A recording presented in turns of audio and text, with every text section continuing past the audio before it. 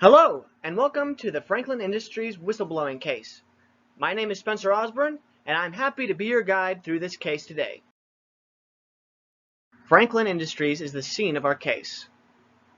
They are a manufacturer of both trusses and other building materials used in construction. They sell to home builders throughout the United States. They are also a publicly traded company. This is significant because the regulations placed upon publicly traded companies may strengthen the levers of influence that we discuss later in the presentation. The individual that we followed through this case is named Natalie Garson. Natalie is a CPA currently being employed by Franklin Industries. She used to be an assistant manager, but she has been recently demoted to staff supervisor.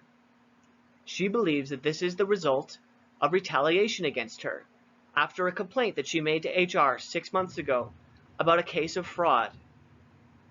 After she complained to HR about the retaliation, the HR department did not believe that this was a case of retaliation, and they also denied that any fraud had taken place. The case of fraud that Natalie was reporting involved Denny King. Denny King is a manager at Franklin, and he had authorized several payments to be made from Franklin to a strange construction company that no one on the accounting staff had heard of before, named Vic Construction. It turns out that the Vic in Vic Construction was Victoria, Denny's sister.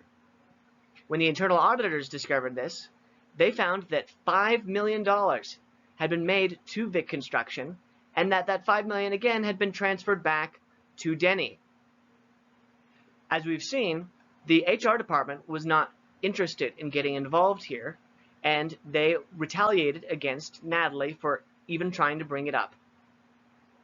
Natalie also did not receive any support from her coworkers, including one who she trusted.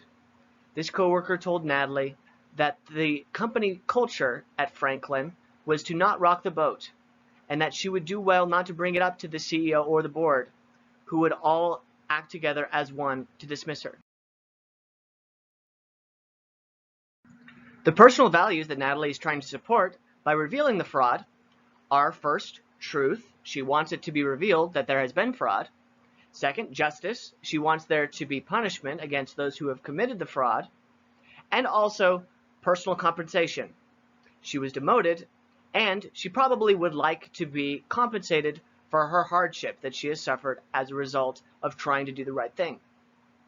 The professional values that she is trying to withhold are objectivity, integrity, and prudence. The internal auditors cannot be expected to be objective if they might be retaliated against for telling the truth. The integrity of the company cannot be respected by external users of financial statements or shareholders if they believe that the management will cover up fraud. And finally, it's not prudent to cover up fraud because when it is discovered, it has a high chance of destroying your company. As for stakes, Natalie faces further reprisals.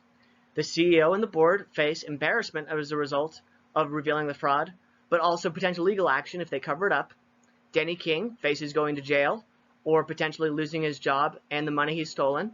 And finally, the other Franklin employees may be harmed if the company is negatively impacted by the revelation of the fraud.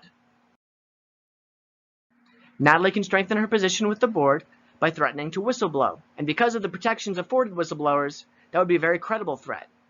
Further, she can remind them of WorldCom and Enron, which were both destroyed after having frauds revealed.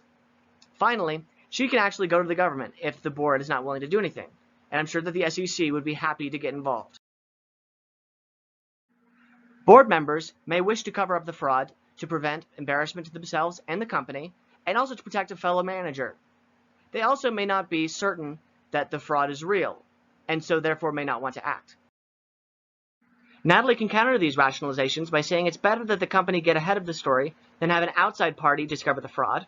She can also say that upper management puts themselves at risk by covering up for a fellow manager.